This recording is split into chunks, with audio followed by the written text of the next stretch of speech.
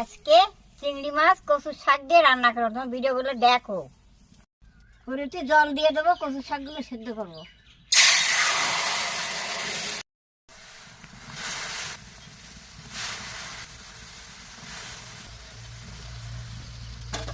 এবার ঢাকা দিয়ে দেয়, সেদ্ধ হয়ে যাবে।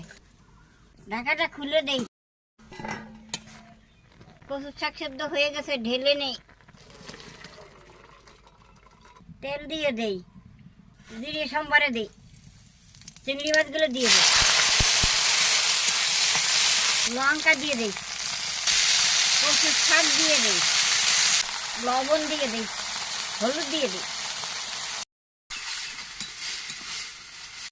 কচুর শাক হয়ে গেছে, নামিয়ে নেই।